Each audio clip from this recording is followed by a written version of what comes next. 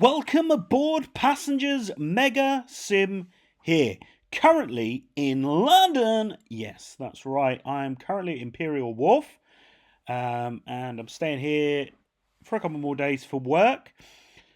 But wanted to get this video out. What is it? It's 10:15 at night. But there was a new news article that has come out for the Boston Sprinter climb aboard on the corridor. So what we're going to do is we're going to look at all the images that we have got. Because I'm on my Mac, we are looking at all these images. These are every single image that Dovetail Games have brought out for the newest route for the Boston to Providence.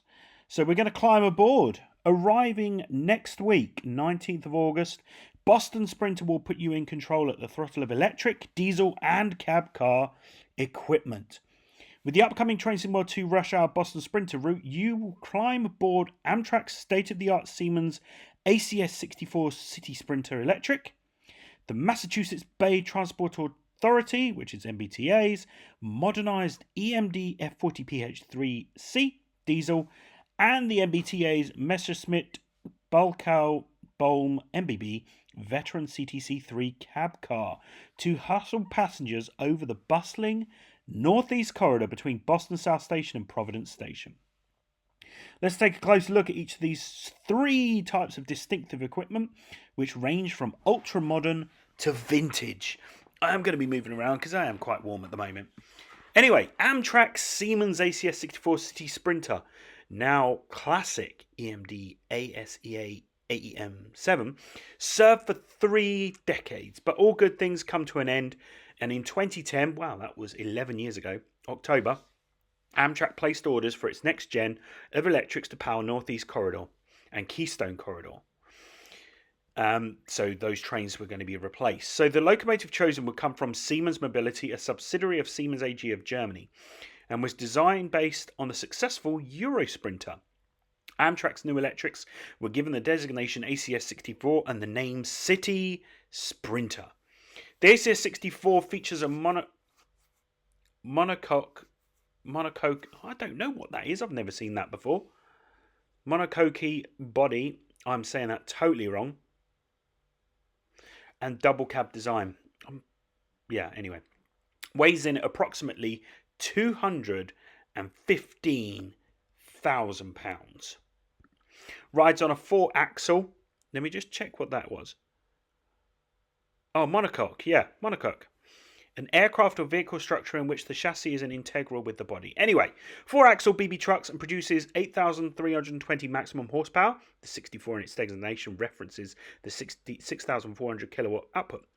The ACS64 can operate on each of the Northeast Corridor's 3 AC voltages, including the 25 at 60 Hz of the section between Boston and New Haven.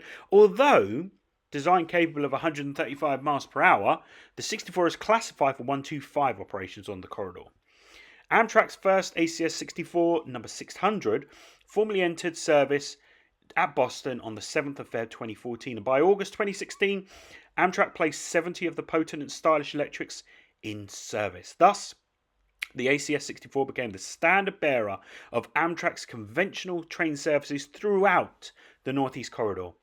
Joining the ACS64 for Amtrak, passenger duty on the upcoming Boston Sprinter Train Sim World 2 route will be the Amtrak Amfleet coach and cafe car. To American railroad enthusiasts, the long-lived and successful electromotive F40PH family needs little introduction. In 1975, Amtrak ordered 30 EMD 3,000 horsepower diesels, originally intended for use on the carrier's short-haul routes. The problems and subsequent early retirement of Amtrak's ill-fated Burley EMD SDP-40F diesels changed all that, and the F40PH instead became the versatile national workhorse of Amtrak's diesel fleet, with the passenger railroad acquiring 210 of them. Wow. It also quickly proved itself an exemplary commuter locomotive. Chicago's Metro was the first buyer for commuter duties, and other roads followed, including MBTA, which acquired 18 units in 1978 to 80. While destined to achieve landmark locomotive status, they did have one liability. Its HEP generator was geared directly to the locomotive's 645 series prime mover and to provide heat and light into its train. The engine had to operate at near full throttle. As a result, fuel consumption, engine wear and noise were excessive. The solution first introduced at the instigation of MBTA was to add a small, separate diesel power plant to the locomotive to handle the HEP requirements, thus allowing the main power plant to throttle down when feasible. Enter the F40PH2C, extended 8 feet in length compared to a standard F40 to accommodate a Cummins auxiliary diesel. The newcomer hit the rails in 87-88 as MBTA placed 26 units into service. So by the end of the 80s, with the EMD wishing to focus on its new 710 powered F59 PH and the F59 PHI successor of 94, several commuter operators chose instead to have locomotive remanufacturer and builder Motive Power Inc., formerly Morrison Knudsen, both construct the F40 PH2C models and rebuild older standard units with auxiliary engines for the HEP. Both Cummins and Caterpillar diesels have been employed for the HEP power. Among the commuter operators choosing this path was MBTA, which as early as 94 began cycling its older F40s through rebuilding programs at Bombardier and MPI. Indeed, today MBTA has an active program with MPI to convert its F40 PH-2Cs to 3Cs. So this -3 program includes mechanical revitalization and installation of the latest electronic control systems and new wiring, expected to extend the life for another 2 decades. Wow, 20 years. The rebuilt -3 diesels are exceptionally stylish, wearing the vibrant purple, silver and black livery with a robust T logo on the car body sides. So the MBTA Messerschmitt Balkau Blom MBB CTC3 cab car. So primarily an aviation and aerospace manufacturer, Germany's MBB dabbled in rail equipment construction, perhaps most notably via its role with the DB Class 420 EMU and ICE-1. In 1986-88, MBB built and delivered to MBTA a group of 33 BTC-3 class coaches. In MBTA terminology, the B stands for blind or not cab control equipped, and 34 CTC3 cab control equipped cars. Stretching 85 feet in length, these cars accommodated between 88 to 96 passengers pending restroom arrangement.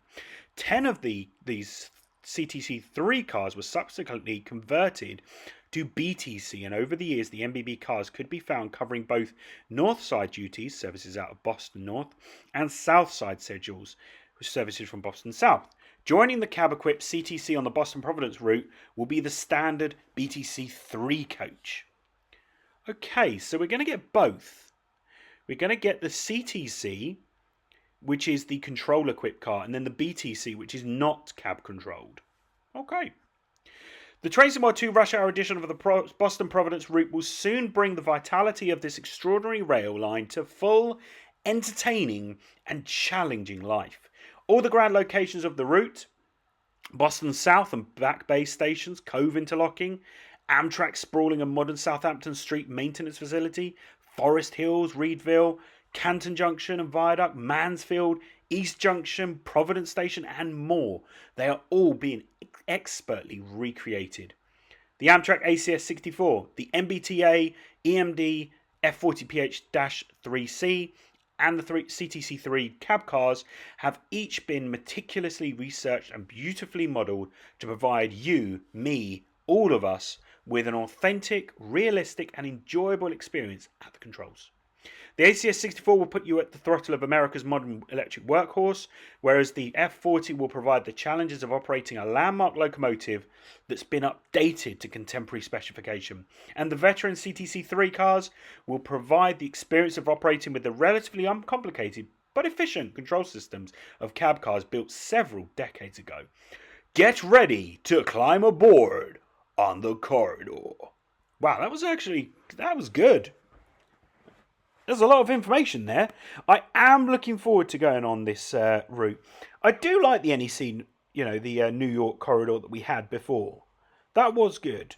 I'm looking forward to seeing what this is, especially with the optimization. What is this going to bring? I can't wait to see this in full 120 frame rate. Now, please stop there. Stop, Megasip. I don't know what the frame rate is. Have they announced that? Have they actually said that we're getting full 4K and all 120 frames that the Xbox Series X and the PlayStation 5 give us? I don't know. I don't know. I know Flight Sim does, but I don't know about Train Sim World 2 Rush Hour, or even just the standard update.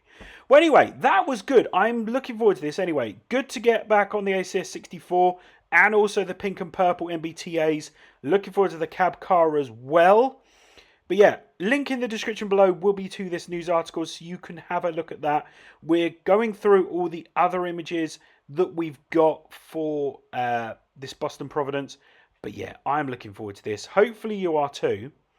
Don't forget to subscribe for more videos from Le Mega Sim. Social media links are in the description below, and we will see you on the next video. This is Mega Sim out of here. See you later, guys. Bye.